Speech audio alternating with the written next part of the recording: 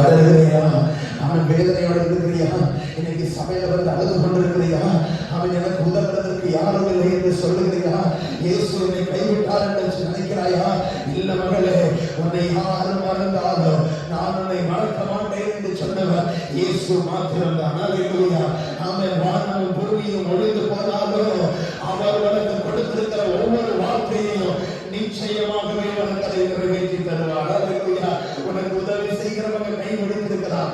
அவன் போன்ல எத்தனையோ கான்டாக்ட் நம்பர் இருந்துட்டோம். நீ உதவிக்காக கூப்பிடும்போது அவர்களுடைய மறந்துட்டு போயிருக்கிறார், அவர்கள் உதவி செய்யாமல் போயிருக்கிறார்.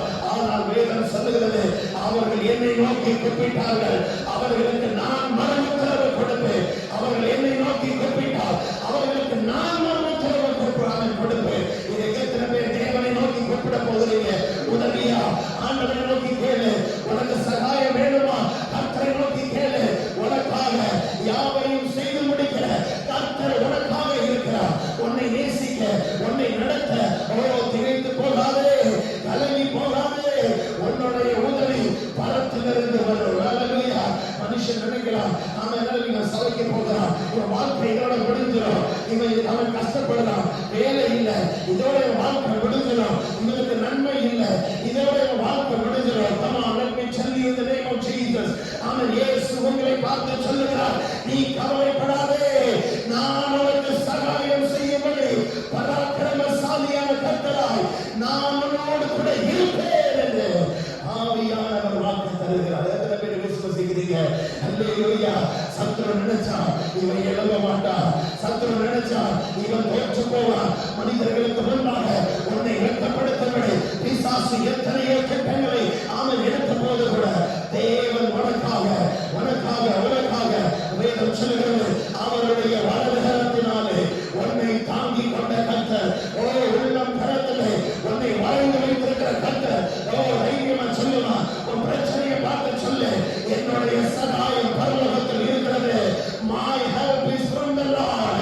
எனக்கு மனிதன் அல்ல உதவுவது, எனக்கு கர்த்தர் உதவுகிறார். என் சகாயம் தேவனாய் இருக்கும்போது ஏன் சத்ருவே நீ ஏமாத்திரம், உன்னால் எதுவுமே செய்ய முடியாது. நீ எது திட்டமிட்டாலும், நீ எது செய்ய நேரம் வந்தாலும் ஒன்றுமே அணுகுவதில்லை. தைரியமா சொல்லுறீங்களா?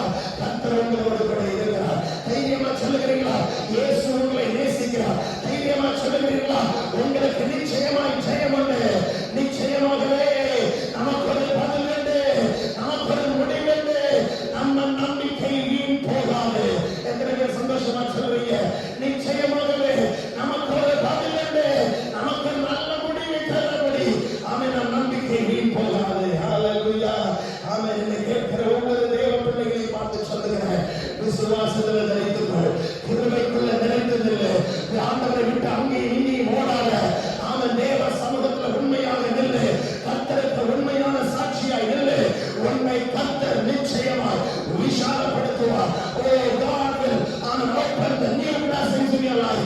கர்த்தர் உனக்கு புதிய ஆசீர்வாதங்களை உனக்காக திறந்து தருவார். நீ செய்ய வேண்டியது ஒன்றே ஒன்றுதான், வேதத்தை தூக்கி ஆமென் அல்லேலூயா முழங்கப்படி போடு. தேவ சமூகத்திலே செவி. உனக்கு விரோதமாக